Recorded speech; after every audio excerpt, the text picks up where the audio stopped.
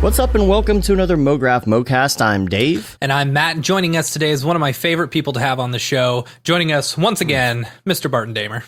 Hey, what's up, guys? And Mograph is a supplement to our site, mograph.com, which is a motion graphics tutorial site with tutorials, plugins, podcasts, and other Mograph stuff. And on the show, we talk about everything ranging from motion graphics to Cinema 4D, After Effects plugins, render engines, doing business, doing taxes, being a contractor, or working for the man. You can email us, info@mograph.com. Let us know what you think about the show. Give us your feedback, give us topic ideas, requests, interview requests, whatever it is. Let us know what you want to hear on the show because we think it's really important to be talking about things people actually want to hear. Imagine that. So, week wrap up, first of all. Barton's here. We got a lot to talk about. I think it's going to be a really fun show. And I did want to mention that the Super Bowl was last night, although Matt didn't watch it. How about them Cowboys? Yeah, right. The Super That's Bowl. funny. Y'all were talking about the Super Bowl and stuff. I was like, oh man, I can't believe I totally forgot about it. You know, I was texting you and EJ and David Ariev and about the show, and I'm like, do you think that people did those things on the stage? And you're like, the Super Bowl's going on? It's funny. This is probably the first Super Bowl that I just like spaced on. I just didn't care. We had a big Super Bowl party at the party, so I'm very, very tired. Yeah, how's that going, Matt? Oh, you know, yeah, it was great. Like 2 nights ago, he was like totally good. I was like, all right, I got this. You know, I'm gonna handle this. Sleeping, you know, he slept for like 3 hours at night, and then I got up, got him a bottle. An hour later, went to sleep for 4 hours. So I got 7 hours of sleep. I was so pumped. I was like, all right, I got this. Babies are easy. And then he threw me a curveball last night and kept me up all night long. And I was just like, oh man, all right. Yeah, my 19-year-old did the same thing. That's funny. A week before the baby came, but Matt probably was like, not babies because he are had easy. gas. Matt was like, babies are easy, like a week before the baby came. And I was like, are you sure you remember what it's like? Yeah, depends on the baby. Just got to get him used to that. Got to get him used to the you know, being on the formula and stuff, you know? Yeah. So once he's used to it and he's not, you know. Yeah, the rest is easy. The rest is easy. Yeah, until they turn. And very cheap, too. 3 or 2, you know, 18 months, really. Because then they're just buttholes. Yeah, so we were like watching and then kind of texting back and forth, mostly me and EJ talking. And I was like, those visuals on the stage look really cool because they had like some force perspective and stuff like that. And I was like, do you think that Beeple was working on that? He's like, I don't know. Mm-hmm. And then I come home and I sit down in front of the computer and Jules Urbach posted that all the visuals on the stage were done in Octane and he tagged Beeple in it. So I'm assuming that was his stuff there. It looked great. Beeple, awesome. Mike put some stuff on his Instagram. You know, he was there. Oh, really? With the whole team. Yeah. You know, right. And so he was shooting video and stuff. It was cool. Oh, cool. The one thing that I saw that like when I didn't notice it during, but I went back and watched it again when I got home. There was this section where there's all these like spherical like emoji faces going around and on the stage, and I'm like, that's gotta be that's gotta be people. That it really has that feel. I was like, he probably already had that in his library from some sort of emoji, you know, whatever. And there was a thing that, and I missed the link or whatever, but I think it said something about the visuals at the end. And it said, click here to see more about it or something. And I kind of missed that. So I wish I knew what that link was, but I was like, do you click on it? And it's just a bunch of pictures of Buzz Lightyear. Here's the stuff that was cut. But yeah, Mark said in the chat he did it with Possible Productions. With Possible, okay. Yeah, so. Yeah. Awesome. Fantastic a lot of good show. Yeah, I guess. I don't know. I mean, you got to go back and watch it. I think that the choreography was absolutely amazing. What they did with this to incorporate the stage, you know, and do a forced perspective from certain camera angles. I did see a great. few of those shots. That was pretty cool. Yeah, that was super cool. So a couple other things, just in a week wrap up, and we're just going to get to it. Number one, there is I got a link here for Jason Pauly's Simulating Happiness from Node. So you can check that out because he's talking about mental health, something that we were talking about a while back. And I think people want to hear more about that and talk about that a little more. I will mention that this afternoon, the Monday meeting is actually later today. So at, let's see, it's 3 Eastern, 2 Central. So about the time we'll be wrapping this up, you can just walk right into the Monday meeting and go check that out if you want to get more information, because Jason Pauly will be on with them. I'm sure talking about some of the similar conversation to his presentation at Node. So check that out. Also wanted to post this other show. This is called, and it would be great if I actually wrote down the name of the show. I just wrote down episode 80. That doesn't help me any. So some guy. No, this is the Rev Thinking podcast with Joel Pilger. Sorry, episode 80. He had Ryan Summers on, and it's a good interview. Some kind words about Camp Mograph in there, if you want to check that out. And other things in my notes here. Camp Mograph. Let's talk about Camp Mograph updates really fast. Camp Mograph. Where are we at? No real new updates yet. We're gonna. I think we're starting back up the big meetings with the admins and stuff like that, and all the directors and stuff. So we're gonna have some stuff hopefully to announce here relatively soon. For those alumni campers who didn't get tickets during the first initial batch, there's another one coming March 20th. We're doing pre-sale just for the alumni to kind of say thanks for helping us out the first camp. But actual ticket sales go on April 20th. We'll be at NAB Blaze It. or 20 Blaze It, I guess. Yeah, so that week of NAB is when tickets will go on sale. I think we may announce some of the teachers and speakers and stuff. We've got a lot of them lined up already. We just haven't made any official announcements yet. Oh, man, we have so much it's good, fun stuff to talk about once we get it going. And not just the teachers and the speakers and stuff, but we're bringing in a bunch of fun counselors as well. So yeah. But we couldn't have done it without, all of y'all who are planning on purchasing tickets, as well as the amazing sponsors we've got for Camp Mograph. One of them are 3 village sponsors, of course. Maxon, the fine makers of Cinema 4D and Redshift.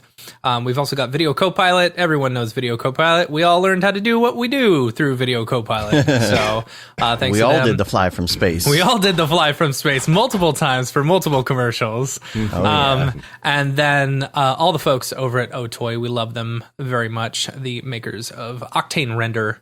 Those are our village sponsors. So if you're staying in one of the villages, which of course you will be, we'll have a little fun camp rivalry with those. And then one of our gold sponsors is the local Portland studio Minimal Massive. Super pumped to have them on board. So we may have a few more things to announce relatively soon. We've been talking to a couple other places in Portland, and so who knows?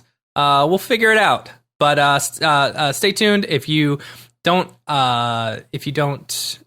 to get updates and stuff, go to campmograph.com, sign up for the newsletter and stuff like that, and you'll be first to know when tickets or anything goes on sale. So yeah, and if you want to check out what it's going to look like, go to campmograph.com as well and look at the about section, the lodging, and get an idea. The lodging is killer this year. I'm so excited about it. I can't even tell you. It's going to be so much fun. Yeah, it looks cool from the pictures that I saw. Yeah. And it's funny, the pictures don't even really do it. I mean, it looks awesome, but once you get there and you actually see how cool all these places are, and you're in this super deep wooded area, with 0 cell phone service at all, it's great. So, all right, let's talk about another event now, shall we? Yeah. Let's talk about ABCDFWC4D. Oh, yeah. Barton, what do you think about that name? That was a great name. I loved the graphic you guys put together for it. That was perfect. That was funny. Yeah, that was really cool. Yeah. If you want to get more information on this 2-day meetup, you can go to mograph.com/events. That's where we're going to be putting all the events info coming up for the year. You want to keep an eye on this page. There's going to be a lot more info about all sorts of stuff. So you can get info on both of these. Each event, this is a 2-day event. It starts with, Barton, your 10-year / grand opening of your new building. Dude, the new building looks so good. Yeah, we're pretty stoked, man. Seeing all the, it's fun following your stories online and stuff because, we've been up there and we see just the little bits that are changed each time you post something, Yeah. And then I saw you guys just painted like the railings and stuff, man. That looks so good. Yeah, there's a lot still to do, but it'll happen really quick. They've been building most of the things that will finalize the project offsite. Mm-hmm. And so this week we should see some massive updates and changes because they'll just be bringing everything on site and installing it. Rock on. That's cool. Yeah. Yep. So you're going to have this shindig, and that's going to be on a Sunday night, March 22nd. That's going to be a live DJ and stuff like that? Yeah, we'll have live DJ. And, part of the goal of just like partnering with you guys and putting 2 events back to back was that we know there's a strong online community, especially within the Cinema 4D community. And so we felt that if we could create 2 events, it might give people the permission to fly in and check out not only the new studio, but celebrate the 10-year anniversary. And then the very next day, be able to go to the DFW C4D meetup where you guys have Brodeur flying in, EJ flying in, things like that. Yep. They'll be at the open house as well. So, sometimes people just need permission. And so I just thought it would be cool to just tell people hey, come out. We would love to see you guys hang out, and we got 2 events to make it worth your while. And if you follow the Eventbrite link for the ABC 10-year anniversary party, we give you suggestions of the best place to stay. It's more like a centralized location, so it's we're suggesting the Aloft in Richardson Hotel. It's a really cool area. And from there, you're literally 20 minutes from anywhere you would want to go for the most part in DFW. So from there, you could go 20 minutes to downtown, hang out in Deep Ellum, go to restaurants in various parts of Uptown. And that's 20 minutes or less from that location. You can get to the ABC studio within 20 minutes or less. You can get to the DFW C4D meetup from there. So we were just kind of giving people their best taste of Dallas by trying to suggest not only where to stay, but also some events to check out while you're there. Everything from the Dallas Zoo to restaurants and barbecue places, things like that.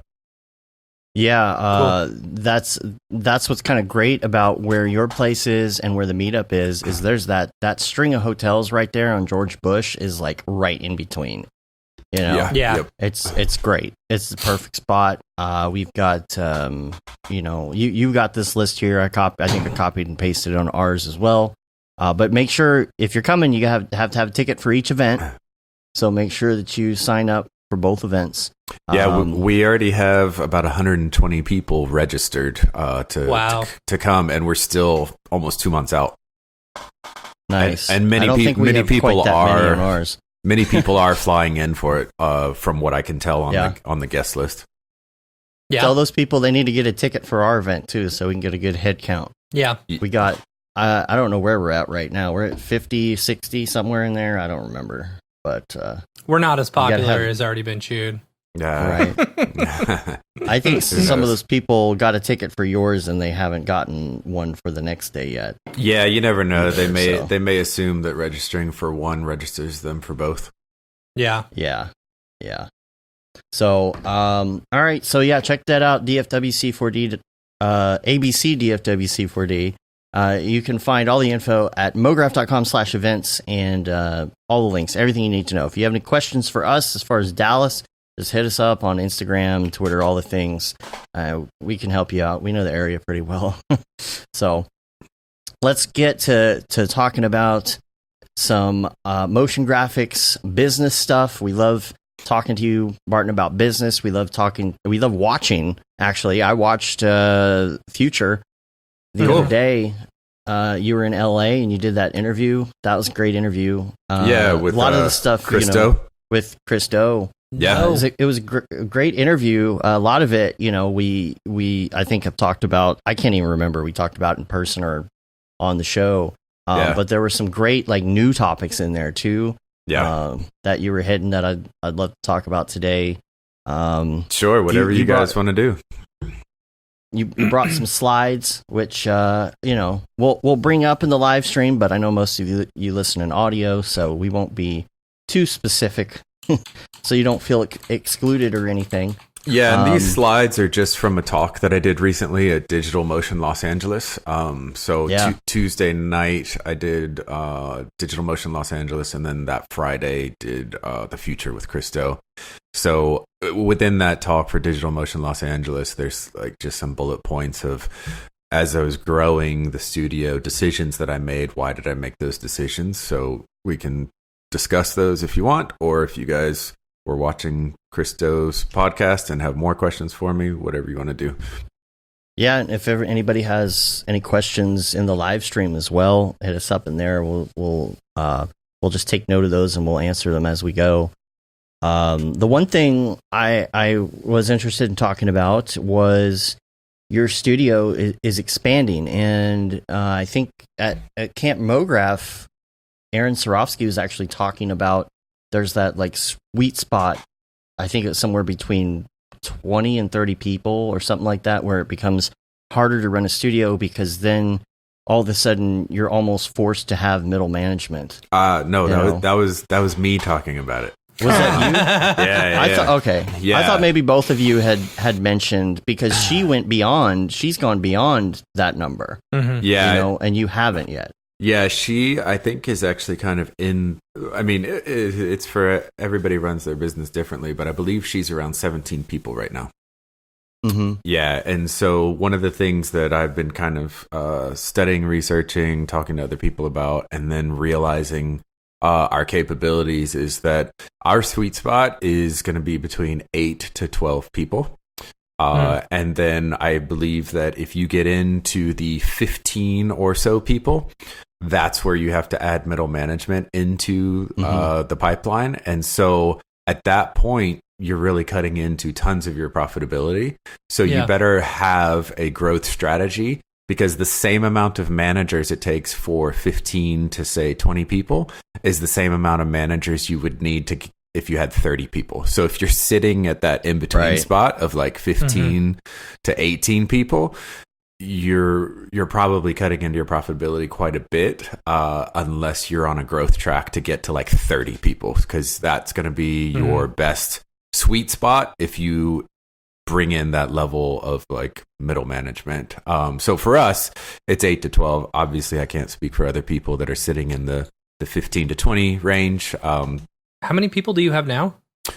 We have 11. Two are part-time and 9 are full-time. Okay. You just hired a couple new people, right?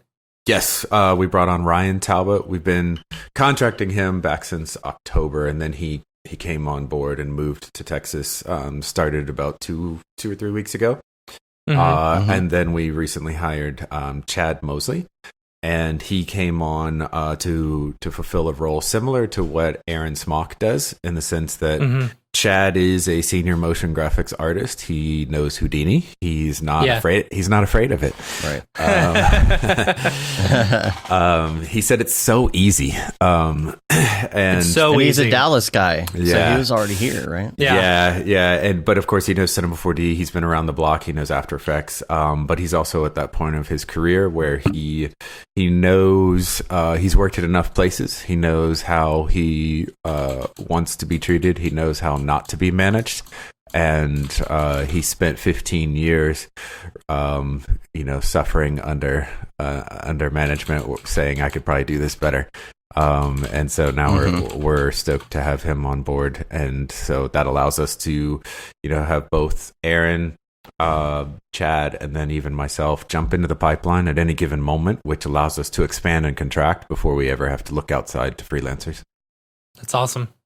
And that's the thing about having middle management when you're expanding as well is you don't want to just throw in management, just generic management. You want it to be people that actually understand the process, because that's what's so great about your team is everybody understands the process. Anyone can jump in.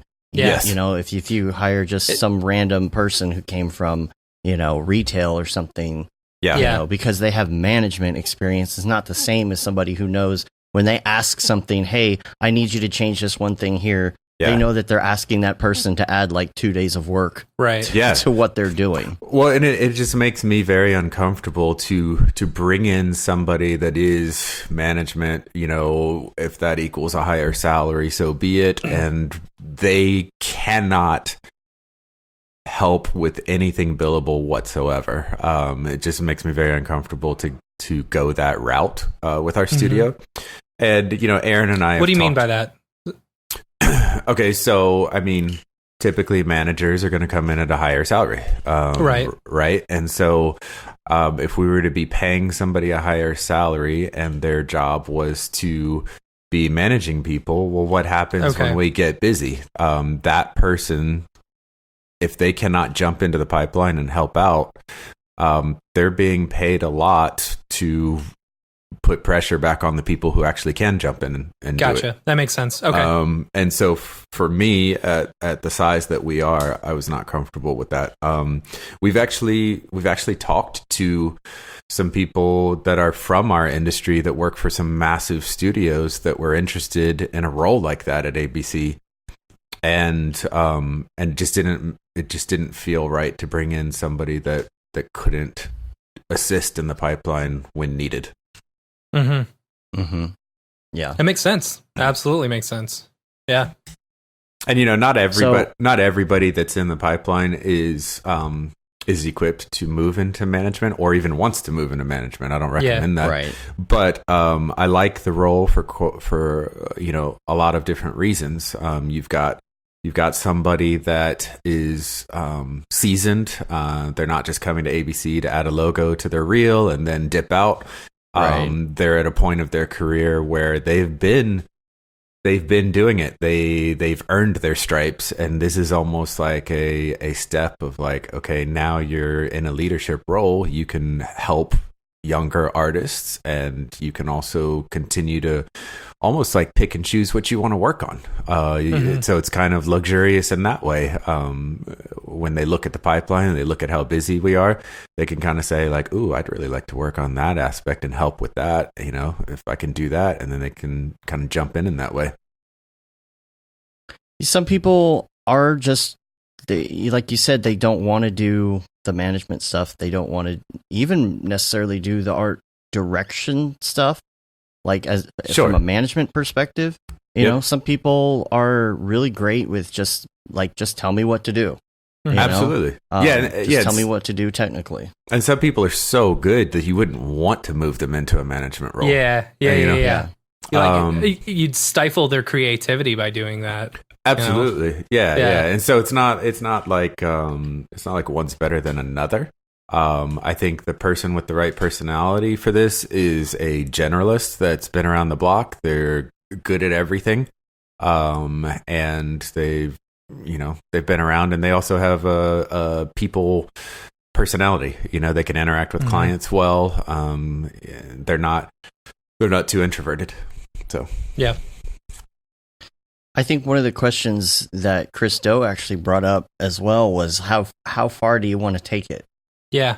How far do you want to go? Yeah, like you're talking about, keeping your team small, but I know the studio you're building, you could fit twice as many people in there, and it's like you have the ability to grow if you want to, Yes. Like, yeah. That Go ahead.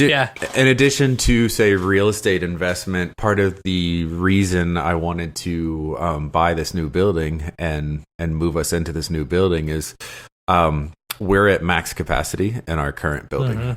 So once we added Ryan, again, you're at max capacity. Chad, yeah. So it's crazy because we bought this building 3.5 years ago, and so I never thought we would fill it within 3.5 years. So it's awesome, and I would say the inspiration behind growing has always been and will always be the creative, and so it's like we're doing enough cool projects, interesting projects that are challenging, that it makes sense to bring people in to enjoy some of that work with us. And so that's what we're doing. So to answer your question, with the other studio, it at least gives us the option to grow rather than feeling like, okay, well, this is it. Like there's no option, because I mean, you guys know me by now. My creative space means everything to me. So I literally will not grow the company if we don't have a building to go to. That's how important it is to me, as far as what type of space I'm in.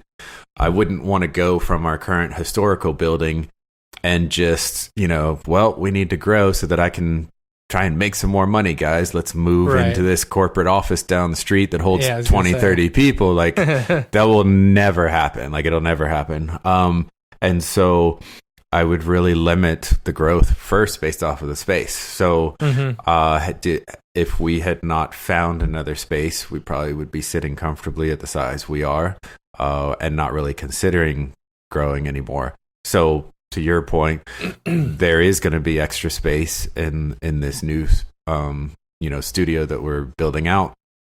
So it does give us the option to grow.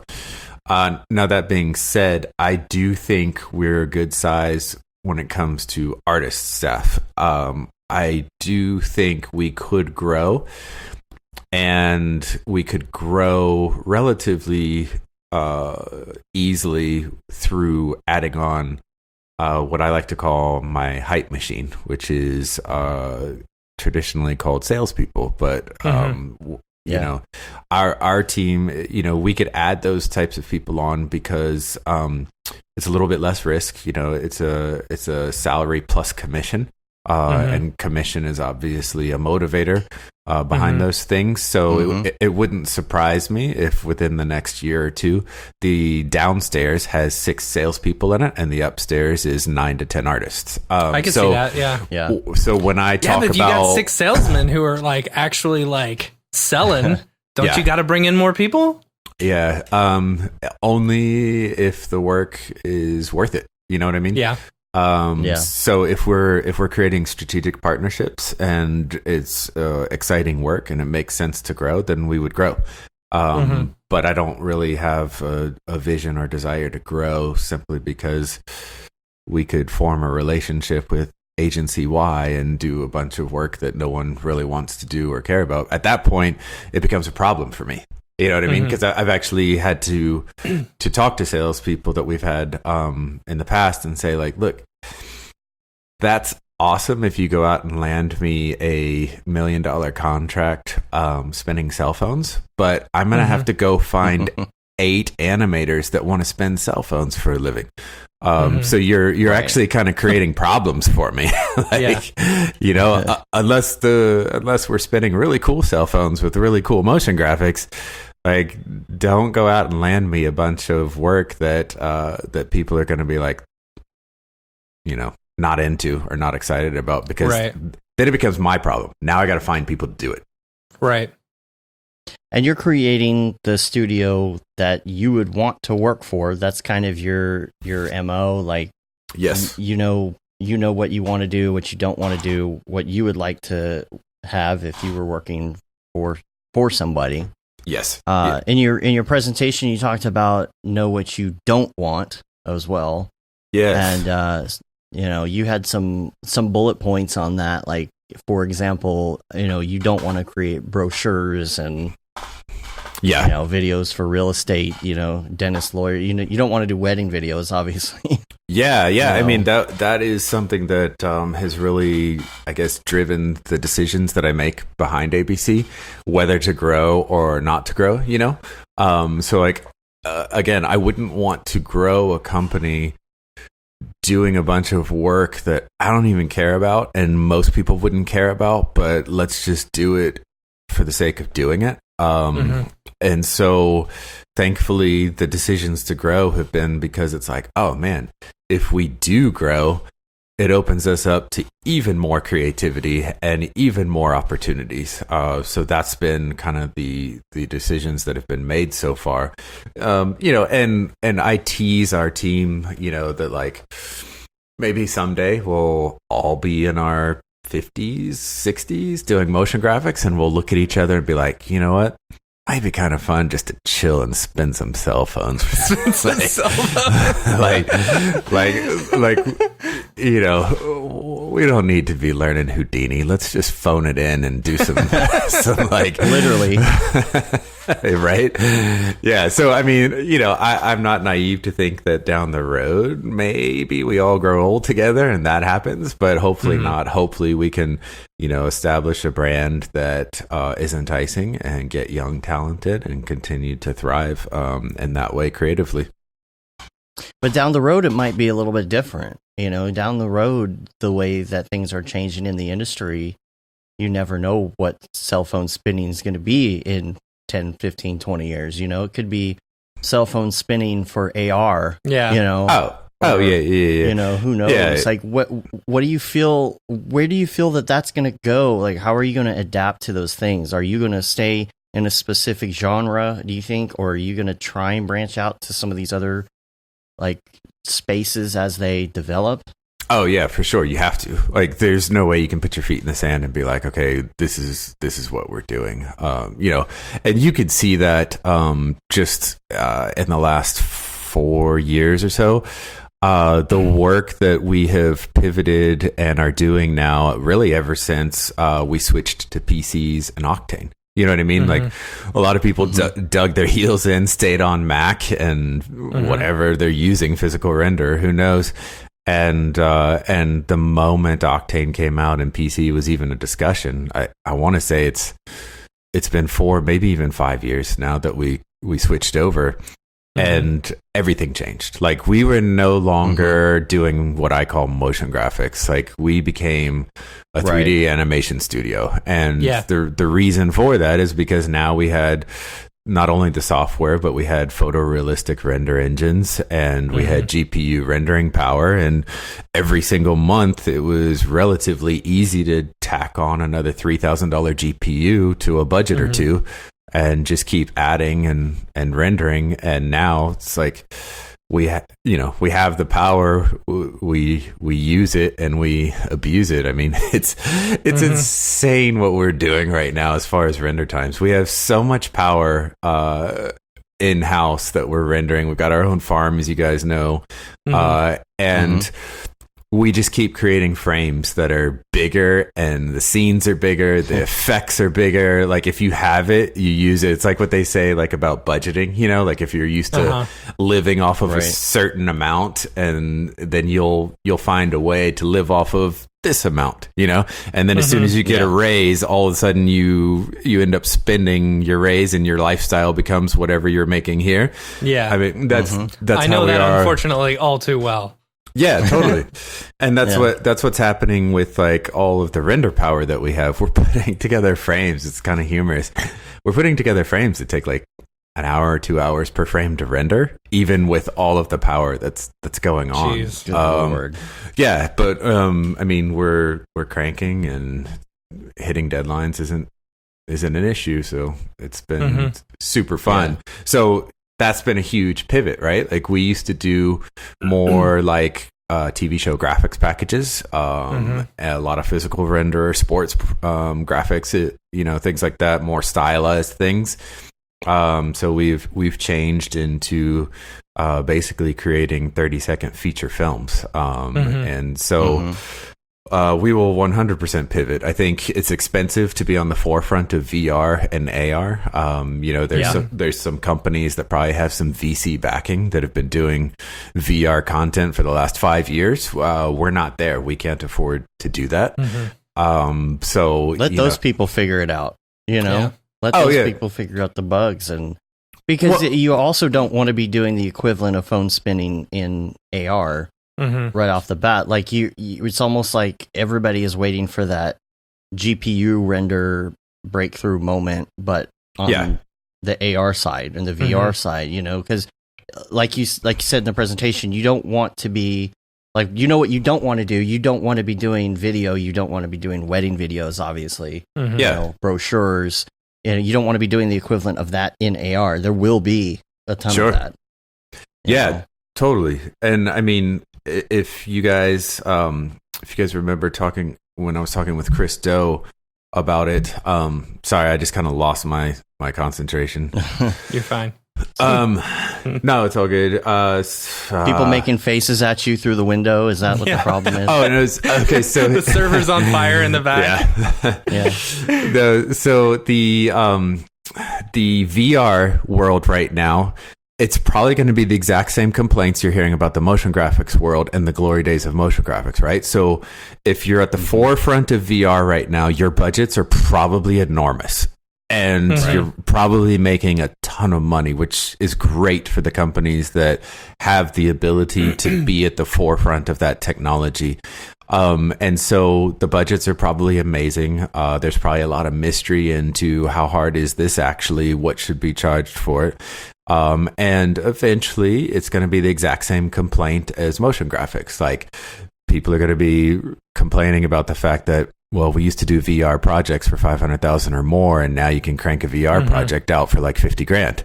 So my it's going to be the project on his phone. Yeah, it's going to be the exact same thing is going to happen. It's going to be the exact same complaints. Yeah. Let me ask you this, Barton. You guys produce such beautiful work, and like you were saying, what you're putting out is basically small feature films. Yeah. Have you thought about ever just doing a personal project, for ABC or something like that? I don't know. It's a thought. I'm sorry, you were breaking up. What did you say? I said, have y'all ever considered doing a personal project or something? I heard you. Yeah. I know these are all personal to you and stuff like that, but I'm talking I don't know. Something not yourself. For the grams, not for the publicity, but because of course for the grams and for the publicity, but the thing is, your work is so good, you don't have to do that, I just don't know if it's ever crossed your mind, because a lot of people will get into this industry, doing a lot of these personal projects, and they'll get pretty well known, and then they'll get some more, bigger clients and stuff like that, but you don't have to do that per se. I just don't know if that ever was a thought of an interest of yours. Yeah, like an interest. Yeah, it's the reason I was smiling and being kind of silly with you about not being able to hear it is I could be pretty sassy right here and just say that I prefer to get paid to do these projects. Right. Yeah, right. It usually works out better that way. So I like to design for the job I want, not the job I have. And so if there's certain industries that we're trying to break into, guess what my creative briefs turn into? Yeah, the basically the personal projects that you wanted to do. Right, gotcha. Okay. Yeah, that makes sense. If I'm trying to if I'm trying to do if we're trying to break into title designs with, say, like Netflix, which we've been doing, guess what some of our shoe commercials are going to look like? Right. Or or our watch commercials or whatever. Yeah, I'm always trying to purposely, okay, cool. Obviously you want to keep the client's needs at the forefront, but it's art. You can explain why this really amazing Houdini sim is going to fit their project perfectly to a certain degree, Right. So that being said, having a little bit larger staff means we can juggle things a lot more efficiently and faster. And so I do think that with a larger staff, you do find bigger gaps in your schedule. And once you have bigger gaps in your schedule, that's where you can start to generate your own IP. And so something may come from that, now that we are a little bit larger. But currently, if we have downtime, we're usually focusing our efforts on generating content for Instagram, putting it out there, the behind the scenes things for our projects, constantly looking for creative ways to repost a project, because as you guys know, you post it, it's gone forever. Right. So we're looking for 4, 5, 6, 7 different ways and reasons to post the exact same project. Like, oh, look, here's the vertical version of it. Like, a week later, here's the behind the scenes renders, just so that it doesn't come and go, and get the most, exposure out of it. But then we are also developing techniques that we feel we don't need to put on Instagram, because we can shop it around to our client list, and we can say, hey, check out these new techniques we're developing.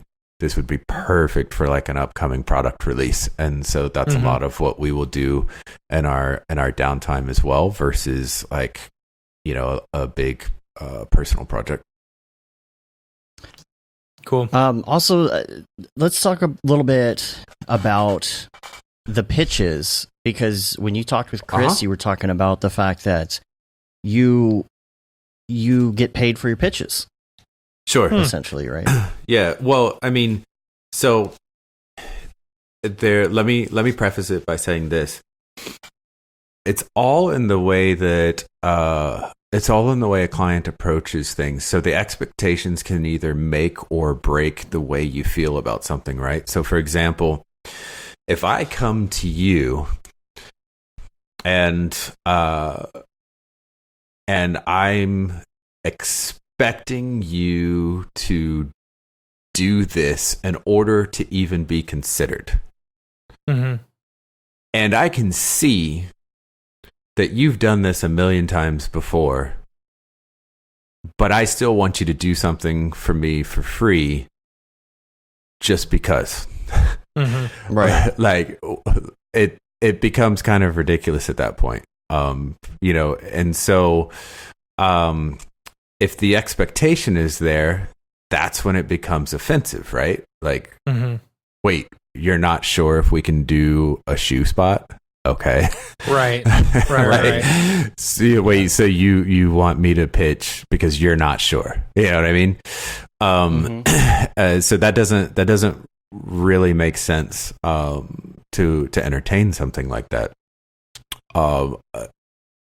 However, if there's no expectation to pitch, but we're in a conversation with a client, and all of a sudden I feel like that client they're using us. They're not making us dance, and if we dance, they'll pay us if they like the dance after the dance is done. That's where it's, highly just kind of like offensive and non-interesting.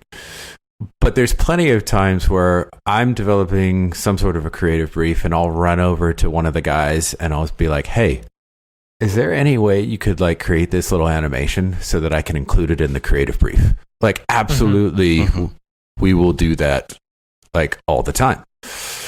But to specifically the way I answered Chris Doe is, yeah, I mean, it's very true. If we have been hit up, and say an agency is telling us, hey, we have 3 people that we're reaching out to.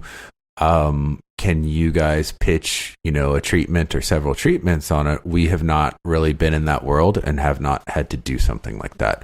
So any kind of like pitching on our end has been more so me developing a creative brief, mood boards, inspiration. But we include in our process a concept phase where we would engage with the client to narrow down what would essentially be pitch boards. And so it really is just completely ineffective to, one, not know what their budget is. 2, not know what they're even thinking, and just randomly shoot it. It's like closing your eyes and shooting with a shotgun and hoping that you hit something. And the client has literally no attachment to it whatsoever, because they're not invested in it. And if someone's not invested in it, they don't value it. And so there lies the problem. There's no value when you pitch a bunch of free work. Now, in talking with Chris, and I recently got to sit down with Jose Gomez, who owns Shiloh, or used to own Shiloh Studios. And it's a different world. It's almost a completely different business model. And I don't know that it exists quite as much anymore. But the whole business model is pitching. And they'll spend $20,000, $30,000, $40,000 developing a pitch. But the difference is, if they land it, it's a $1.5 to $3 million budget. I can see where that makes a lot of sense, and I could see why you would do that. But yeah, I mean, if somebody, we're just not part of that world. So we've had an opportunity to work directly with clients for the most part, and even when agencies are hitting us up, for the most part, they're hitting us up because of our expertise and because we're creating a brand that I think they would like to work with because of the level of work that we're doing. So by not just literally hoeing yourself out there, it almost creates well, man, I'm pretty sure they can do this. We just need to pay them to do this. You know, so I think avoiding it at all costs. But again, I'm not being hit up to pitch on $1.5 million projects. You know what I mean? Right. If I were, I'd probably be singing a different tune. Yeah, there have been a couple of them over the years, but there was one in particular, and I can't even remember at this point what it was, where we got, somebody on the line who wanted to do a meeting and talk about all these ideas, and to me, it sounded like they were just looking for some free ideas. And that is huge. It happens all the time. In fact, I don't understand why when you're doing these pitches, like I was going to hit up my lawyer and just say, hey, can you give me a contract that basically says we will entertain this, free pitch. However, if and when you choose someone else, when that final campaign releases, if we feel any of our pitch was represented in it, you will owe us the fee that's in our concept phase, that's in the contract you are signing right now. Right. And so at that point, if they would even agree to that, which they wouldn't, but at that point, just pay for the pitch in the concept phase. And we have been in situations where there are pitch budgets. Many times there are pitch budgets. Yeah. And I think it's just, what are people willing to do? And it sucks. Like, we recently lost a project. This was not a big project.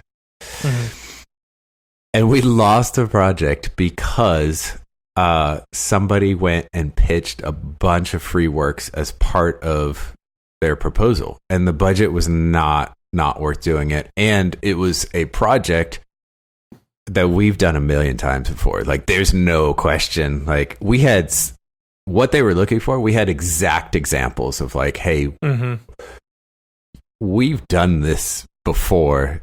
Here it is. Like, you actually want a clip that looks almost identical to something we've done before. And they went with the people that did the free pitch. And so it's like, whatever, Did you end up actually seeing the finished work of what they did? No, it's still being worked on.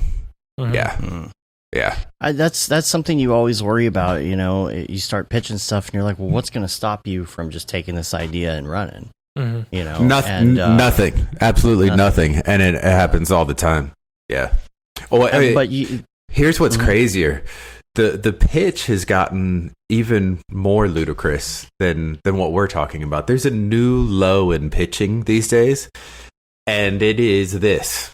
We're not doing this, but I'm giving this to you as an example so that I don't give names of the studios that are stooping to this low level.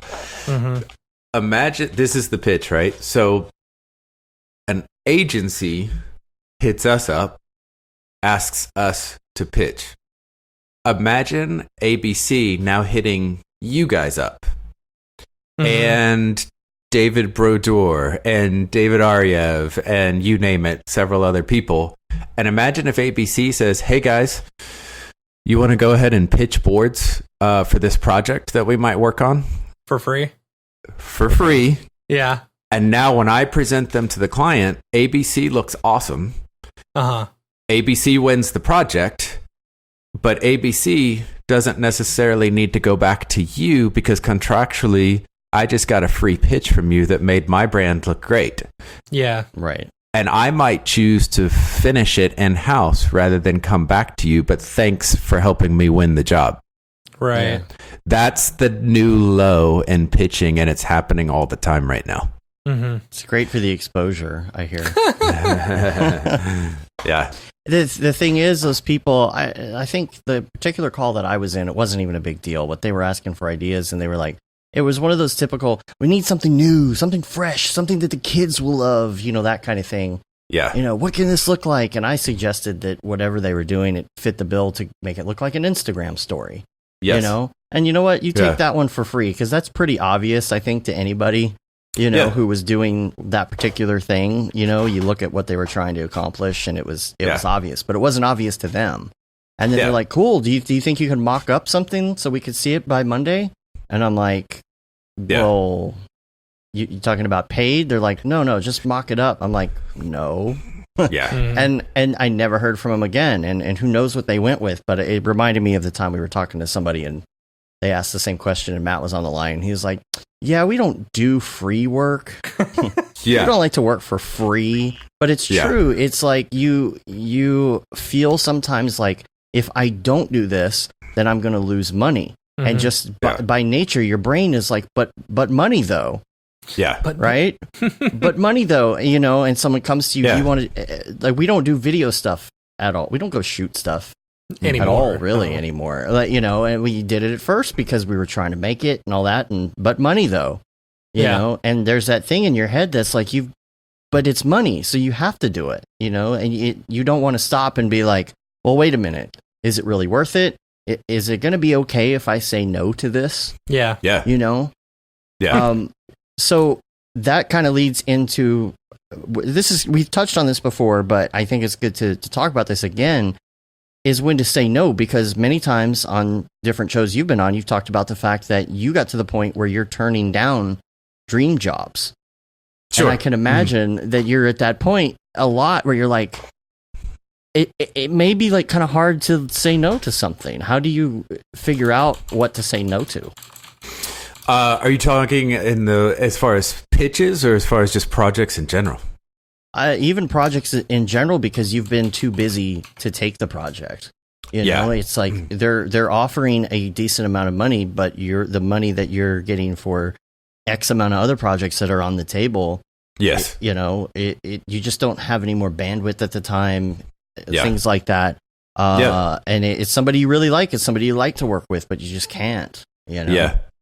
Absolutely. I mean, last year alone, we turned down a lot of projects, and what hurt the most is that we were having to turn down projects from very good clients, and it was just because we were completely slammed, and we were working with some freelancers, things like that, but we just knew that if we'd taken those projects on, we would have jeopardized the ones we were currently working on. And so it was real projects, real money. It was not a matter of like, oh, there's this project. If you're interested, there's 3 other people. It was like, no, literally, this is a client we've worked with. They have money on the table right now. We want to be able to service and say yes to it, but we absolutely can't. Like, we're going to burn out. We're going to lose this other client that we've already said yes to. And so that happened a ton last year, which was part of the growth in adding, both Ryan and Chad. Do you worry that, like, by turning some of these down, like if you've got a client who's kind of desperate to get some work done, they're going to have to find a studio to do it. And if you can't, and they go find someone else, are you worried that they're just going to start using that studio? Is that thought in your head? Yeah, for sure. I mean, let's bring this into. Let's be honest. ABC is amazing. No. That's not at all. Yeah, I don't. Let's bring us into a metaphor of a dating relationship. Okay. I mean, you've heard the phrase "hard to get," right? Yeah. Mm-hmm. Okay. Yeah. I don't care if you're dating guys. I don't care if you're dating girls. But for the sake of this conversation, let's just say you're dating girls. Okay. If there's that girl that's just always around, and she's around, and you know what I mean by that, is that as enticing as the one that's a little bit harder to get? Yeah. Okay. Okay. Oh, that kind of around. Okay. Yeah. But even it's like, at some point you got to have some self-respect, right? And you got to be able to say no, and you got to say no to just like giving it out for free. At some point you got to have a little bit of self-worth and integrity. Yeah. We've done that with some clients that have come through and they need something done, and maybe it's not. We're super slammed or whatever it is, and we pass it off to a friend of ours, and the same thing happens the other way with us. I think it's a little bit different from us. I don't think our projects are as on the same level at all, but that is something that we deal with sometimes. Is like, well, maybe they'll like them more than they like us, and they won't come back. Do those clients come back though? The ones that you said, well, we don't have time now, but maybe next year rolls around. Do they come back? Do they try again? Yeah, for sure. Mm-hmm. Do you take the initiative whenever? I mean, I'm assuming you'll do.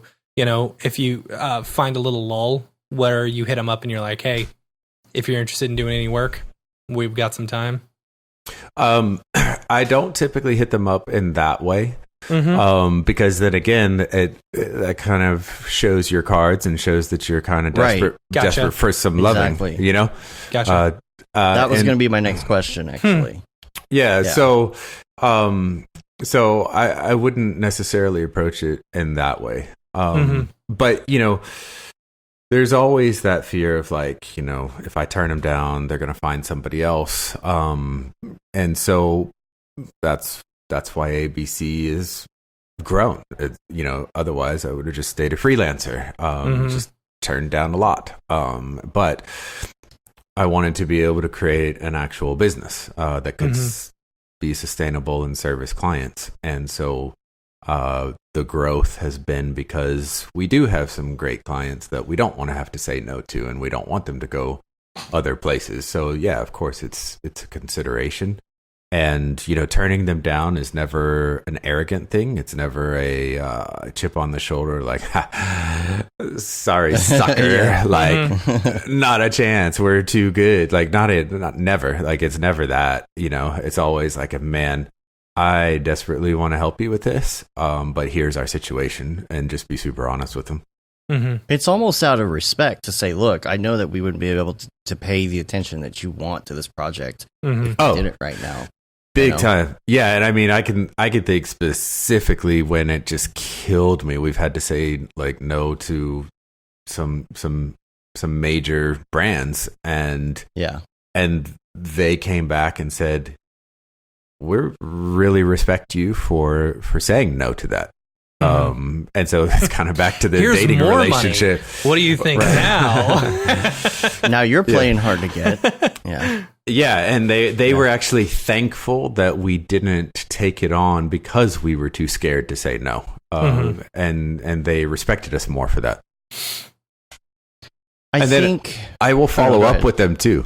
I'll follow up with them too. So even if we lose a pitch or a job or whatever, like the one that I just referred to where another company did all this free work and beat us out on basically something we've done a million times before, I will still follow up with that brand, say 3 months from now, and I'll just say, how did that project go?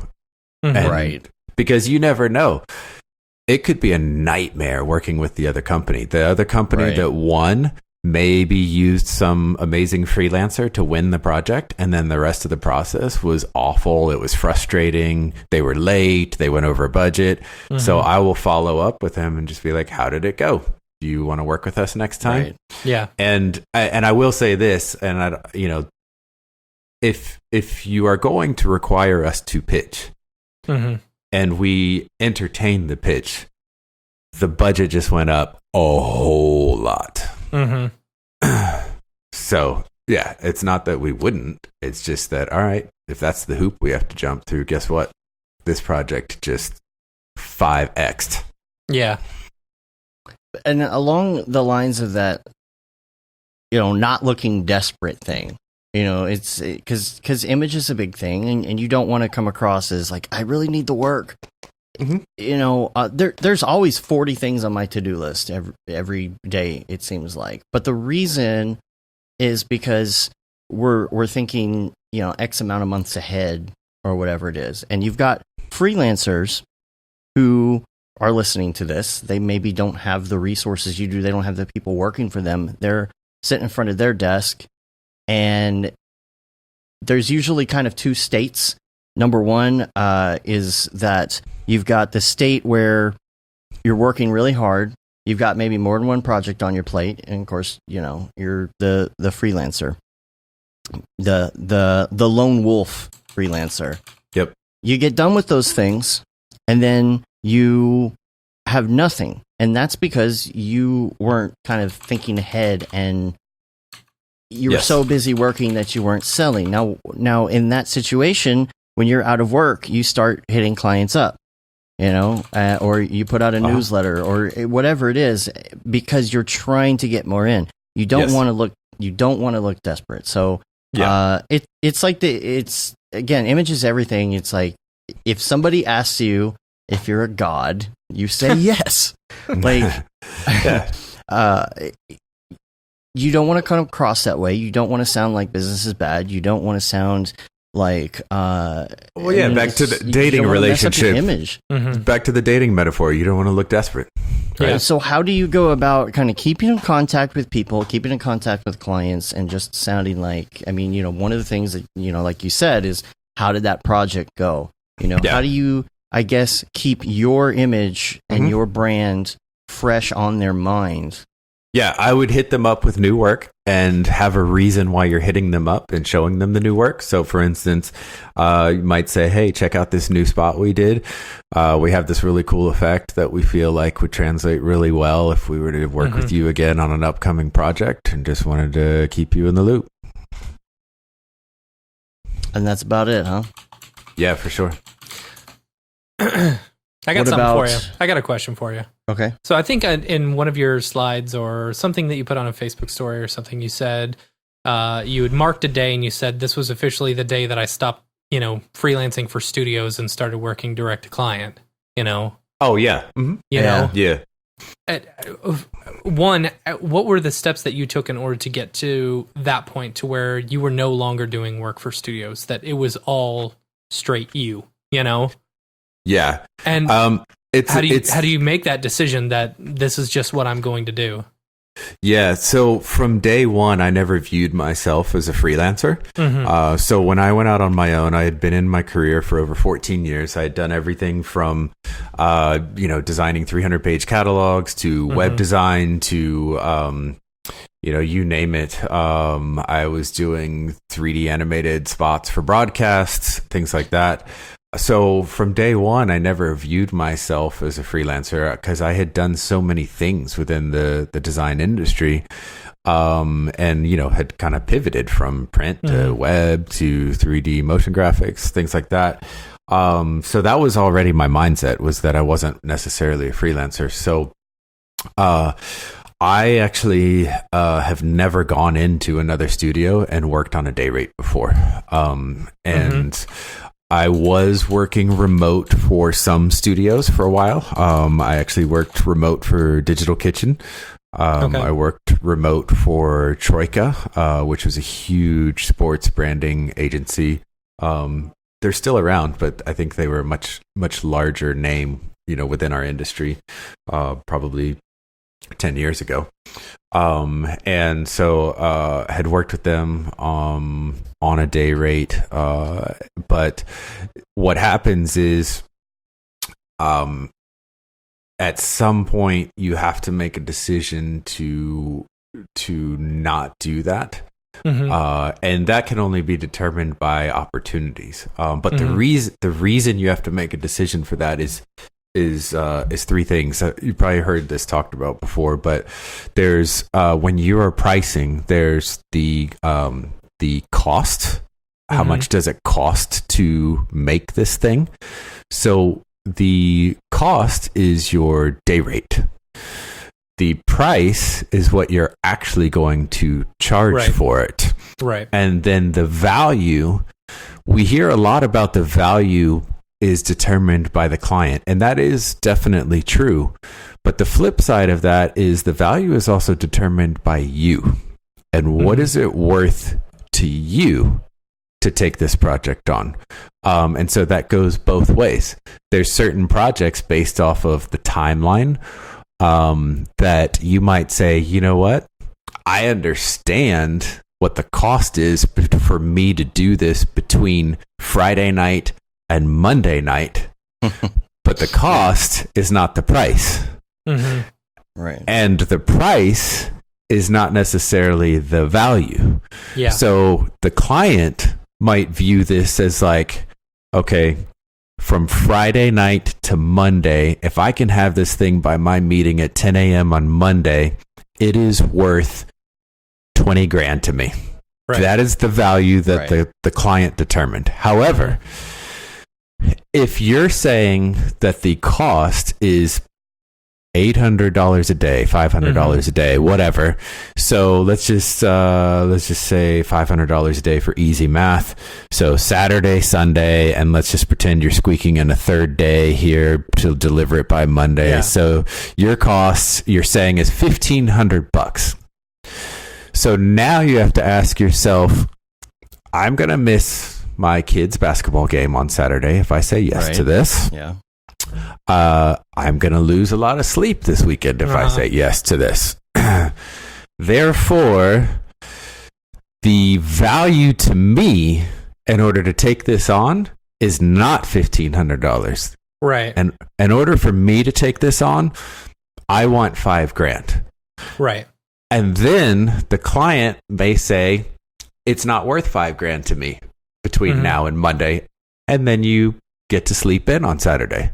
Right. So the value is going to go both ways. And then, of course, the actual price versus cost is another conversation. But that is, you got to account for other things in your business other than just your day rate. So if you stay on a day rate forever, you are processing the cost to do business. You're not processing the price or the value, which means you're never going to profit, which means you're never going to grow.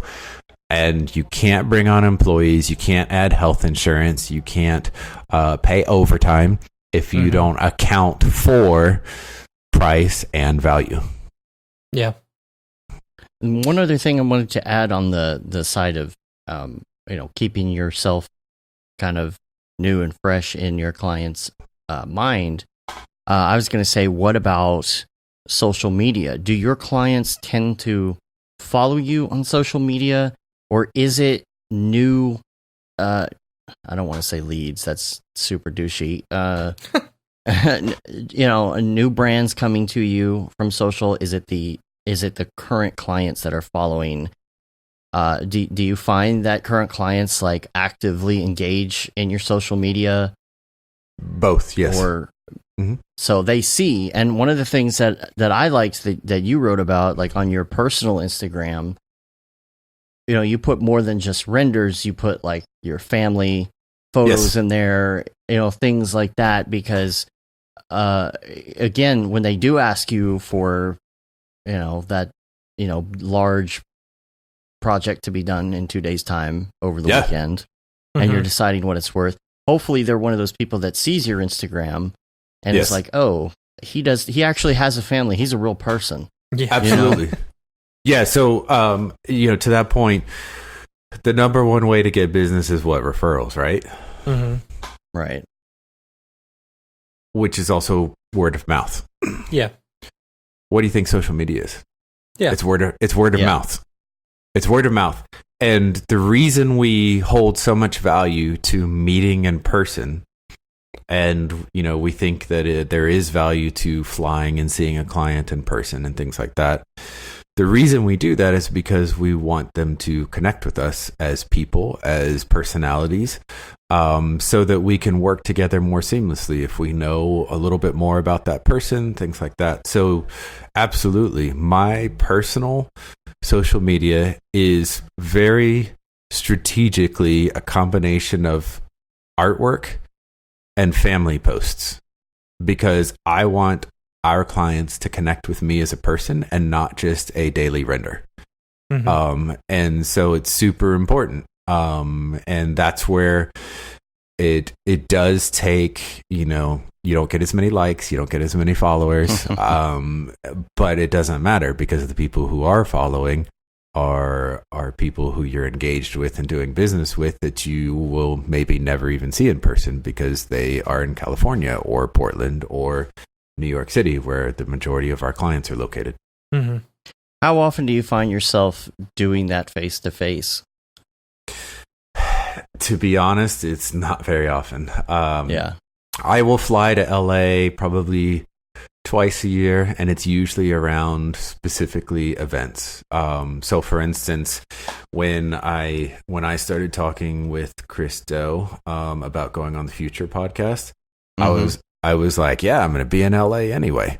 Of course, I didn't have a trip planned for LA, but I knew that if I could get in LA, there were clients that I was hoping to meet up with that we have worked with and I've never met in person.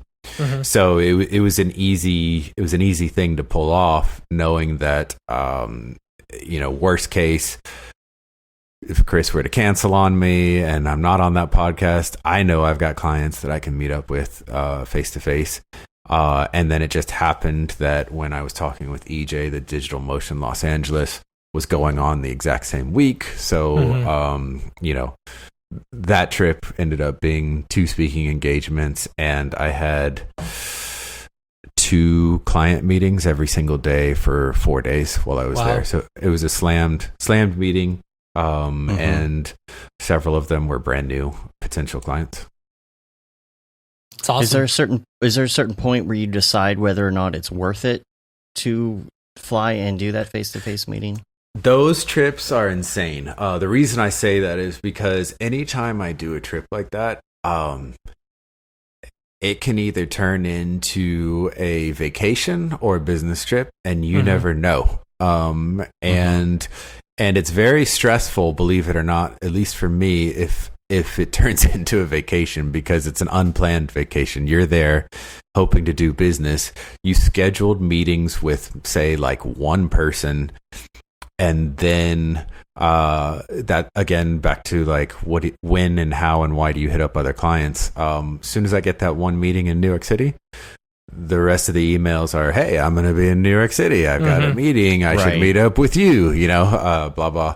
So, but what happens undoubtedly is you fly to New York City, and the morning of your meeting, the person says, I'm so sorry, but I have to fly to London and I won't be here for our meeting. And next thing you know, you're sitting in New York City and you're on vacation, and you aren't there for vacation.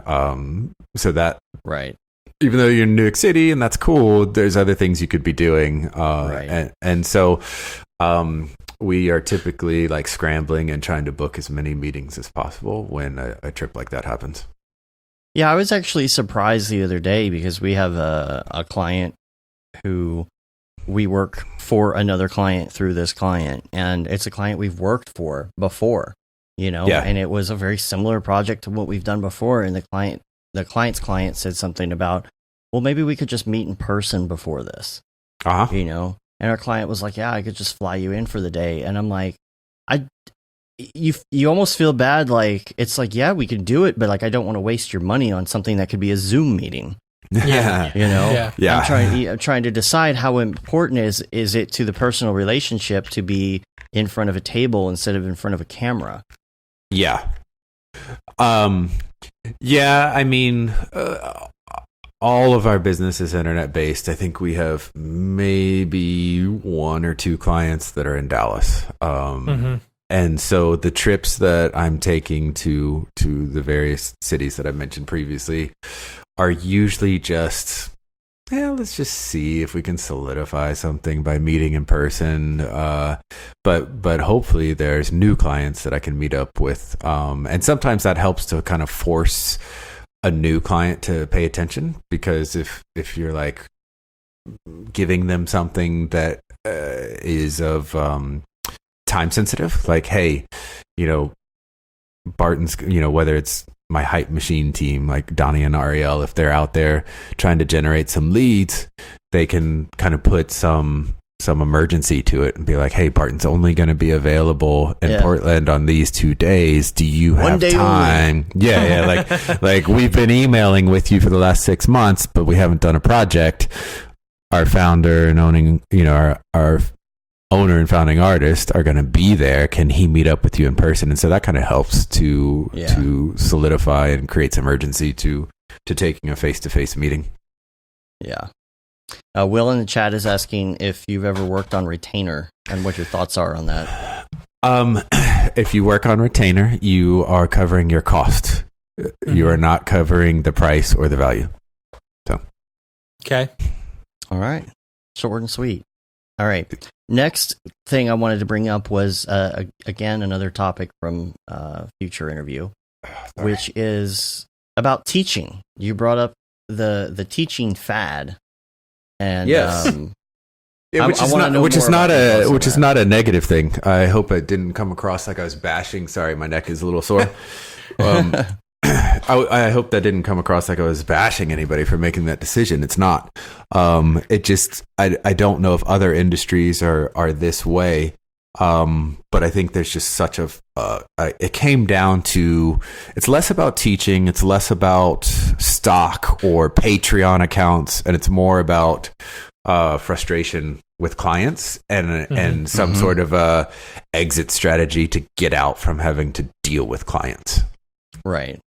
So, well, you were talking about the fact that there's just so many people moving into teaching, and you're wondering why. And I think it is important, if you want to go into teaching, that you are doing it for the right reasons, I guess. Like for me personally, I think a lot of it is in my blood. I think that there are lots of teachers in my family, and I feel like there's just this, just something rewarding about teaching. And like, for example, my old job, I was doing 3D. There were people that weren't doing 3D. And the people that were doing After Effects. Like Lance, for example, was doing just After Effects, and he was trying to do these crazy 3D things in After Effects. I'm like, dude, you would be so happy in Cinema 4D. Let me just show you what this program's about. And then he took it and ran with it. And I feel like for me, doing teaching stuff is because it's rewarding. I like to, if I figure something out, I have this need to share the knowledge. But you have to take a look at it and be like, okay, am I doing this because I enjoy it or because I just can't stand my clients anymore?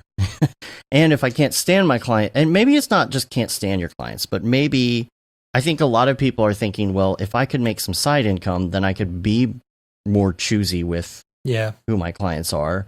I think the people that don't like dealing with clients, like you said, like to that point of not liking to deal with clients, it's not even necessarily the clients themselves that are the issue. It's that they enjoy doing art and they enjoy this craft, but they don't enjoy the business side of it all. It at all. Should those people become, I don't want to say a cog because that's not a good term to use for it, but do they need to become the type of people that go work for somebody and just do the craft and don't have to worry about the business of it? No, I mean, there's different personalities, right? Like not everybody's cut out to teach, and not everybody's cut out to deal with client work. So again, it was not a negative dig on anybody that is that is choosing to teach. It was more of a observation, if not a question, as to like, why are we in such a rush to get out from doing the client work? Do you think that's because the clients are hard to deal with? or do you think that it's just, that people just are not well equipped to deal with business sometimes? I could see both sides, like I could see how if you've got a rough client list, and the clients are cheap, the clients are taking advantage of you. I could see why you would want to get out from doing that for sure. But then there's a couple things you might have to ask yourself: is why are my clients cheap? Why are they squeezing me? Back to the dating thing. Am I allowing this to happen? Yeah. Am I allowing my boyfriend to treat me this way? Like, I should probably get out of this toxic relationship. Is my work good enough to attract the non-cheap clients that are squeezing me? Maybe I just need to hone in my craft and get better. Maybe I need to work somewhere where I don't have to feel like I need to get out from clients, because I've got people that are handling the clients for me, and I would much rather work within that system rather than going back to my list of things that I knew that I did not want to do when I launched out to ABC. So I can honestly say, if those things had ended up on my list within the first 2 years of ABC, there would be no ABC, because I would have just taken a job somewhere else. Maybe go on staff at Nike, maybe go on staff at Under Armour or Adidas, who knows? And so that's where my head was at with those things. But I can totally understand if you're in a situation where you do hate your clients and it's not changing for whatever reason. Teaching's a great option to get out from underneath that. What about when, and I don't know if we've talked about this, but when the honeymoon is over with said client, and they're somebody that you didn't think that they were, they were all, schmoozy and nice and everything at the beginning, and you're realizing their true colors. When do you break up with a client? And have you ever had to do that before? I'm not sure if we've asked you that or not before. Yeah, for sure. Yeah, we actually we had to fire a very large client of ours that, again, going back to my list of things I don't want, I did not want to feel a certain type of way. So if I'm coming to work and I'm dreading a certain client, we have to analyze why do we feel that way? Is there a way to salvage this and solve this? Do we need to go to counseling together? Yeah. Or do we just need to cut off the toxic relationship? Because you have to start thinking of a few things. One, is it affecting my morale and my attitude? If I'm constantly upset with this client and just can't stand this client, then, why put myself through that? Two, you have to think of the morale of the people working with you or for you. And it goes back to, not wanting to create a studio that I would not want to work for. I want to build a studio that I would want to work for. So if I constantly have these crappy clients that are driving me crazy, I understand misery loves company, but why bring people into that? Right. Yeah. I would seriously consider, and I would go work for someone else where I feel like the work is better. The clients are better. It's more creative. I got a team around me where I can do cooler stuff, and I wouldn't put myself through that toxic dating relationship. Yeah. Travis asked a question, and this kind of comes back to a little less business and more tech here. And he says, how quickly are you expected, or do you expect your team to finish a project like the New Balance one, for example? He said, I know you have a big in-house team. So he was just curious how quickly you turn those around. Obviously depends on the creative, depends on the project, depends on how many rounds of revisions we include in the contract. Sometimes clients need something really fast and we can't give them as many revisions. But when you've got 8 full-time artists on staff, you can divide and conquer a 15-second, 20-second spot really fast. And I mean really fast. Like it's not ideal, but we've done some videos that are worthy portfolio pieces and we knocked them out in 5 days. Nice. We were at a little meetup just recently with some friends from an old job that Matt and I used to work at, and Lance was there, and our old art director was there, and I'm like, Lance, you got to show him what you've been working on, you know? And so we pull up the already been chewed reel, and he's just like, he can't even get through the video because he's so blown away by literally every shot. Like, he's pausing. He's like, no, wait a minute. Oh, he's like trying to break it down and look at it. And Lance is telling him what he did. And I'm like, and when we finally got to the end, we spent like 30 minutes breaking down this reel. He was just absolutely floored. And I'm like, oh, by the way, I'm pretty sure most of that stuff in that reel was only in the last like 3 to 6 months. Yeah. You're cranking out this content so quick. It's absolutely amazing. And you're getting the next client and the next client as that's happening. Yeah. And I mean, 5 days is a very extreme example. We cleared our schedule and we made it happen. But I can honestly say, like, in that 5 days, nobody was working long hours, Yeah. We were out the door by like 7 p.m., and got it done. But that being said, a typical time frame, and this might put a little more context as to why we have chosen not to do like a producer role that can't jump into the pipeline. It's because our time frames are anywhere from, sorry, I got like a sinus cold. You're fine. Our time frames are typically anywhere from like 3 weeks to 8 weeks. Like, almost nothing we do takes more than 8 weeks. Yeah. And so when we take on these projects, it's real easy to look at our schedule and be like, yeah, we could take this on, or it's going to be real tight if we take this on, and we're going to burn people out if we take this on, because we're, a producer role makes 100% sense if we're dealing with, again, the $1.5 million budget. It's got 4 months to deliver, and you need a producer to make sure that you don't exceed that enormous budget. But ours is happening so quick and so rapidly that it's like the deadline, it's almost impossible to go over budget when you have deadlines that short. And so that's kind of like the world that we live in. Yeah, that makes sense.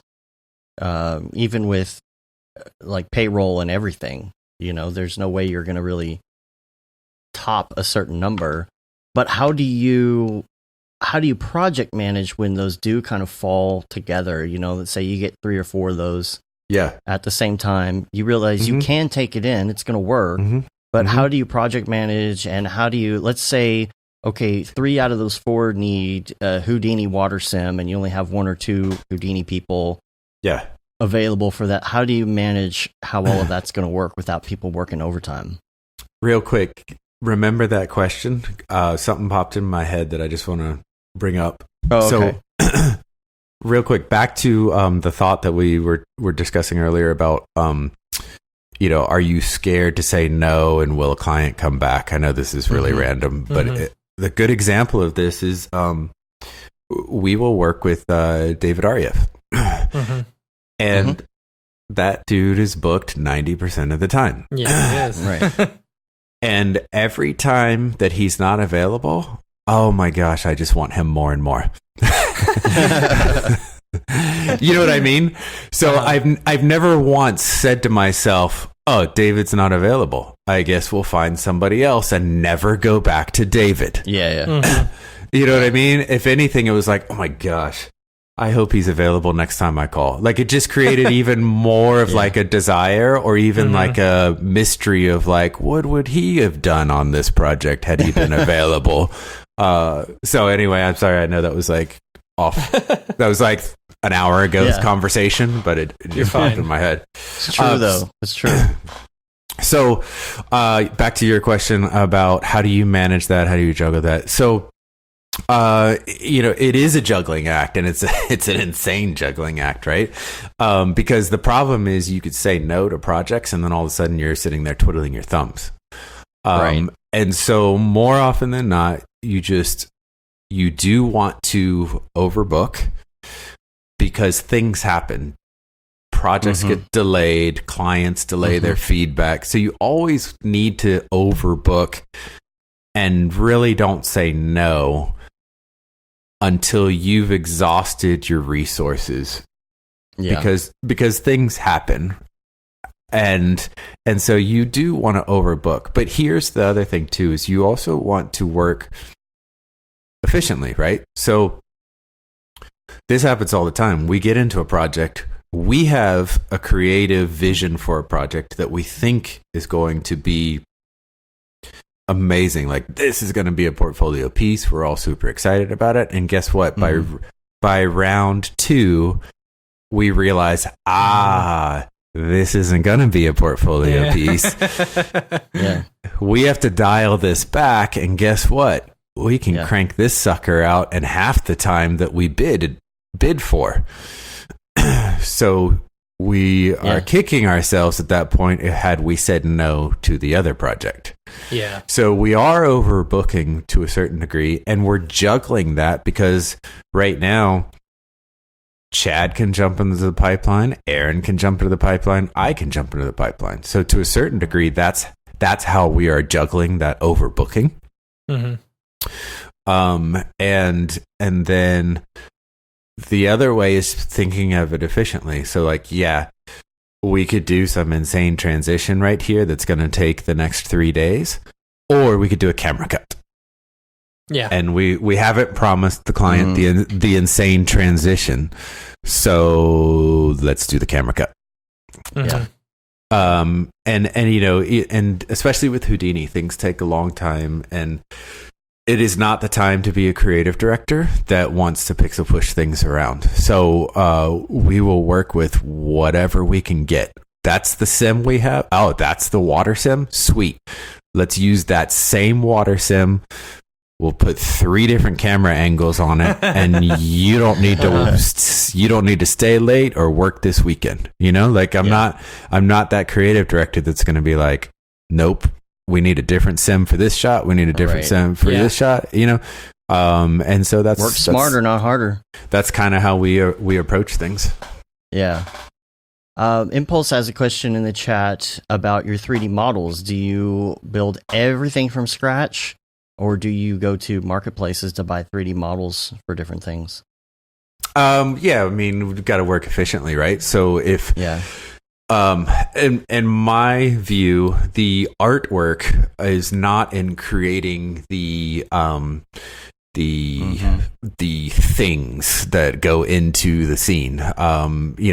Yes, that is a skill set, and yes, the way you approach building that is awesome, and it's artistic in its own right. But for me, it's the assembling of all of those things that someone else has created that makes the final artwork. It's the vision for how was that fire hydrant used in this scene, that automobile, that front stoop on the front porch of this Brooklyn block that we're creating. You know, you guys know when you worked with us on the G-Shock spot years ago, we bought a 3D model off of Turbo Squid that was a Brooklyn scene, and and that scene from Brooklyn is, someone did an amazing job with it. They're super artistic in their own right, but what we did with it is where the vision and the artistry came in from from my perspective versus the way somebody else might use that exact same model that's on TurboSquid.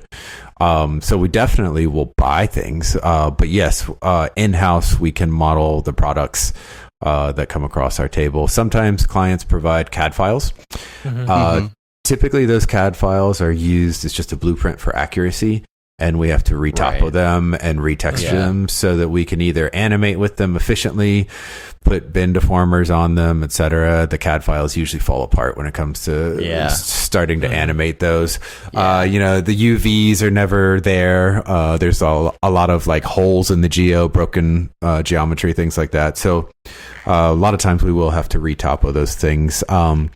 Sometimes we are 3D scanning them, and when we 3D scan them, that is used again as like a blueprint for accuracy. We're not working with the actual 3D scan and the final if we're doing animation techniques across it. So the 3D scan is like the starting point for modeling something accurately. Yeah.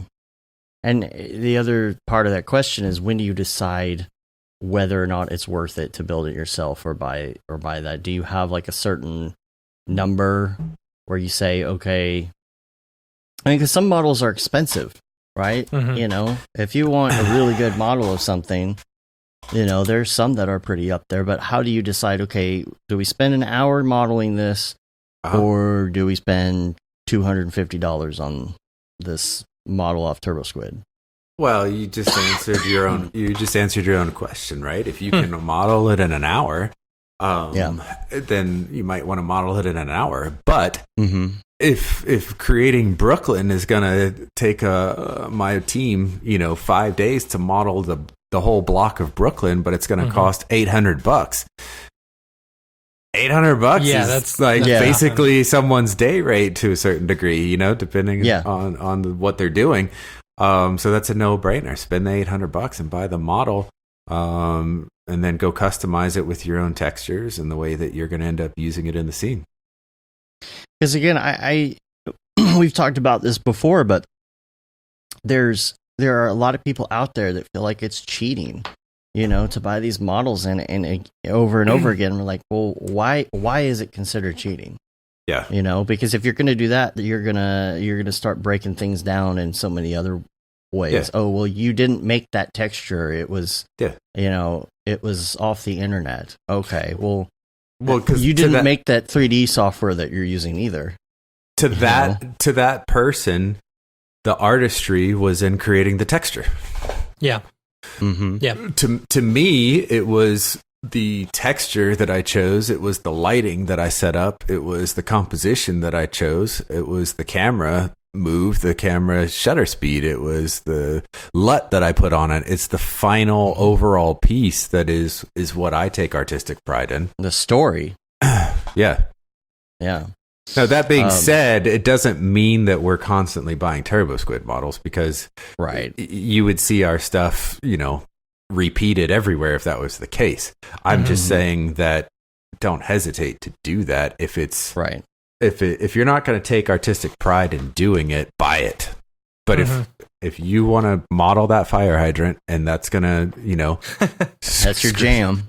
Yeah, I mean, and it is, then do it. Have fun doing it, enjoy it. But don't feel bad about it if you don't. No, not at all. So, but like typically, we will create our own scenes, and model as much as possible, but filling that scene with assets and things like that is typically like, there's a road barrier that exists in a kit bash scene. Let's use that road barrier. Yeah. Travis is asking about the modeling, and you have people that do the modeling in house. Yeah. Yeah. Cool. We'll keep this open here for a couple more minutes of questions in the chat. If anybody has any other questions, Barton, are there any other topics you'd like to hit on from that you've been talking about recently in some of your presentations or interviews? I mean, I think I'm good. I should probably get going soon, but I definitely, if there are some questions, let's roll with a few questions. Cool. Well, in the meantime, again, we've got to push this event because we got to get these people out here, come hang out with us. If you want to talk to Barton one-on-one, come on out to the event. Come out. Yeah, he'll answer all your questions. And don't be scared to talk to Barton. Seriously, like we've been to some meetups and stuff, and people are like, I don't want to talk. I can't go talk to him. I don't want to bug him.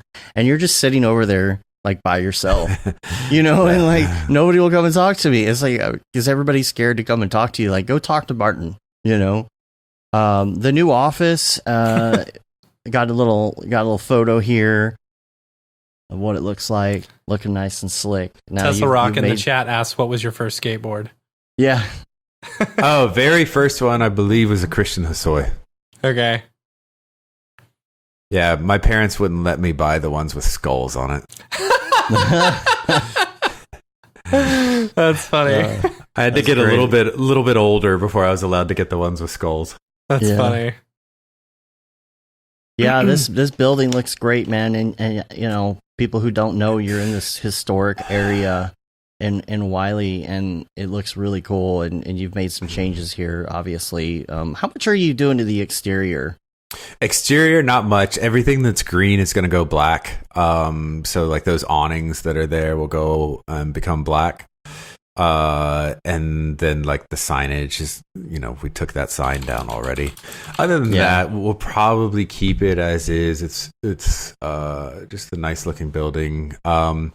Potentially we're looking at doing a large mural on the outside of the building. Oh, cool. And so we're talking to the city of Wiley about that, but if that's even okay. Yeah.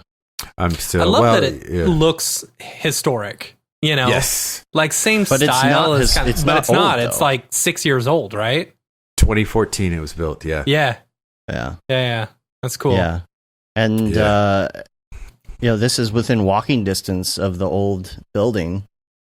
Yes, pretty much, and and that's one of those things again where I was like, part of this was a real estate investment opportunity, and the last thing I wanted to do is like approach a team where I've moved almost everybody into the Dallas area for this job and announce to them, hey guys, I bought a new studio space for us in Fort Worth. You guys excited to drive an hour now? Yeah. Yeah, that's awesome, right? I'm sure you wouldn't be excited to drive an hour. No, right. But there's people that would do that just so that they could have the real estate investment, and they would uproot the entire company and expect people to be stoked. Yeah. Now this place was an antiques. What would you call it? And it was like a shared space for antiquers, right? Yeah, I think it was a horror house. Horror house. Horror house. Donnie was like, for Halloween, you just leave the lights off and let people walk around the antique store. Oh yeah, that's pretty good. That's a good idea.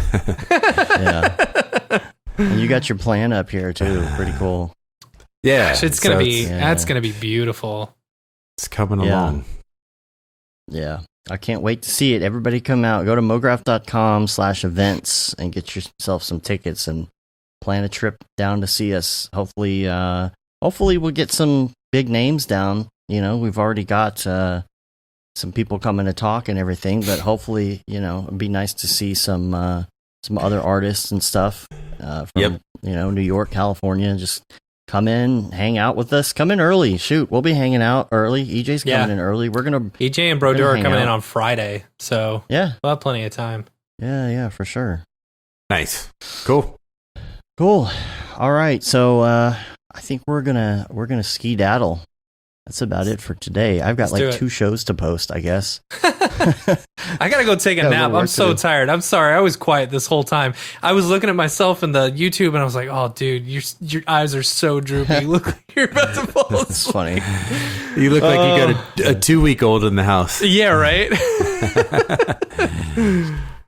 Well, if anybody wants to check out the reel and everything else, go to alreadybeenchewed.tv. Barton, what about your other socials? What is everything? Yeah, at Barton Damer, BartonDamer. And then, of course, you mentioned it at Already Been Chewed. So, at Barton Damer is Already Been Chewed on Twitter, right? Yeah. So what happened with that was I was heavily involved in Twitter in the early days. And we've actually landed some pretty big clients via Twitter. And then there was this time period where I just kind of assumed Twitter was dead because it felt like it was dead. It still feels like it's dead. And I focused all of our efforts on Instagram for ABC.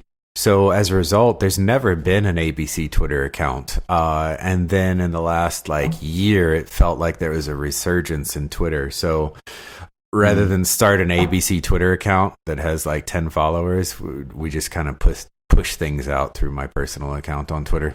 Mm-hmm. Yeah. That's cool. So already been chewed on Instagram. And do you guys have a Facebook page or no? We do, but I mean, there's only old people on Facebook, so right. Old political people, lots of boomers. Yeah, boomers. Oh man, lots of political posts, right, Dave? Right, Dave? No, I don't know what you're talking about. I never post on Facebook ever. We're going to get out of here, though. You can rate us on iTunes, leave a review. You can subscribe on your podcatcher of choice. And make sure that you subscribe to the newsletter so that you can get info on things like events and shows that are coming up. We've got some random late-night live streams that I think we're going to be doing. Talking to, if you listen to the stream or the audio from last week, talking about doing that late-night render deal. I'd love to get some people on, representing each render engine so we can really dig into some of the details and finally decide what the best render engine is. No, just kidding. But we are going to talk about that because I think it's going to be a super, ultra render nerd fest once we get that going. I'm going to start hitting up a couple people, see if they'll be on. So you'll get all that information if you sign up for the newsletter. And make sure, again, I've said it a million times, but go to mograph.com/events if you want to know about stuff going on. NAB's coming soon. Mm-hmm. You're going to want to see, okay, what's going on this day and what's this party and how do I get tickets for this thing? We're going to try and put all that information out there in one place for you. And also, if you want to find out about events in your own city, and if you have an event that you're doing in your city, if you're starting a group, hit us up because we will definitely put it on the page. We want everybody to have that community information. Mm-hmm. So hit us up, let us know. Also, you can say you've been there, done that, got the t-shirt with the Mograph logo tee, the Paul Babb, Feel the Bab 2020 shirt. All the profits from that go to Doctors Without Borders. The You're not going to vote for Paul Babb, hoodie, vote for and long sleeve tee. And then, Paul Babb, I believe, is a write-in. Yes. This year. Yeah, but Bernie will hopefully be on the ballot, so vote for Bernie. There you go. And then also feel the bab, and make sure that you also check out the That Render Is Fire shirt, but you're only allowed to wear that ironically. So we're gonna. There was something in the chat where we should make another shirt. I can't remember what it is now. Oh, but money though. But money though, yeah. But money though. But money though. Yeah, we need a new shirt for this year's NAB or something. Yeah, but money though. Which you can also find the merch at mograph.com/merch. So check that out. We're going to get out of here. We're on Facebook, Twitter, Instagram, Periscope, YouTube, mograph.com. We're also on TikTok because I think that's what the kids are doing. Gross. Yeah, we got an account now. Got to figure out what to do with all of that. You're going to dance. Yeah. Yeah, we got to do a choreographed dance. Yeah. About Mograph. No. Hey, we're on TikTok too. Yeah. And hope you enjoy China knowing all your information about you. I'm pretty sure it's too late for that. TikTok rule. Shut up. They got it all. They got it. Isn't Beeple's on there pretty hardcore? You know what? Right? Isn't it? I like TikTok when it was called Vine. Yeah. And but then I liked Vine, away. and I want another Vine. I love Vine. It says boomers on Facebook that goes gross to TikTok. Right. That's funny. Yeah. I got to keep up with them times. I was sitting at what was it? Oh, they showed them. Have you seen The Masked Singer? I have seen it. Have you seen the show? Yeah. Have you seen how utterly ridiculous it is? Not in a bad way. I mean, it's kind of entertaining how outrageously crazy the show is. But, we were sitting there watching it after the Super Bowl because it was what came on. Mm-hmm. And I forget exactly what happened, but something was just so ridiculous. And the shots of the audience they were enjoying it way too much. I looked at everybody and I said, so what do you think's going to be on TV in the year 2020? I bet it's going to be awesome. And it's like, nope, this is it. This is what we got. Yeah. Yeah. Anyway. All right. We're going to get out of here, get some rest and get some sleep and do some things. So, Barton, as always, thank you so much for coming on the show. It was fun. Thank you. We'll be contacting you about more plans here pretty soon. And maybe doing some more serial renders. Nice. So, all right. Until next week, I'm Dave. I'm Matt. I'm hungry. I'm hungry. Have a good one. Later, yo.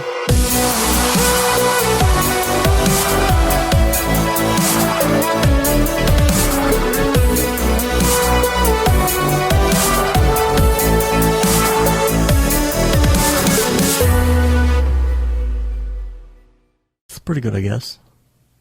Mograph.com, an online resource for motion graphic artists.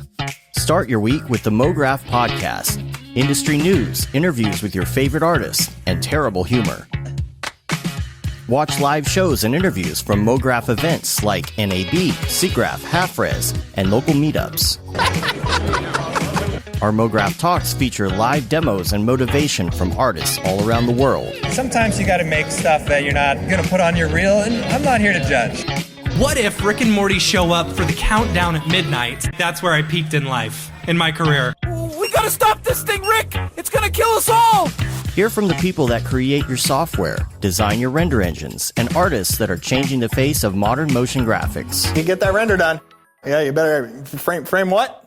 Mograph tutorials and online classes will teach you about Cinema 4D, After Effects, as well as other popular software and render engines. Throw in the HDR Studio, take the render settings, pick the HDR, put in a reflection, and gorgeous. Branch into new software. Learn time-saving tips, techniques, workflows, and lessons that'll keep you up to date in the world of motion design. Oh, brother, those are some of my favorite elves. I love projects that scare me.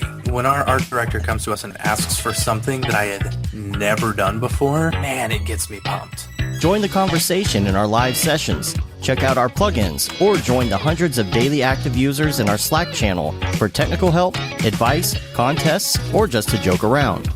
Real nice banana. Ah, that's so funny. All right. I'm going to live forever. Subscribe today and get the latest updates on our YouTube and other social media channels. Take all your dreams and just do it! We don't care how you get here, folks. Just get here. Subscribe to Mograph.com.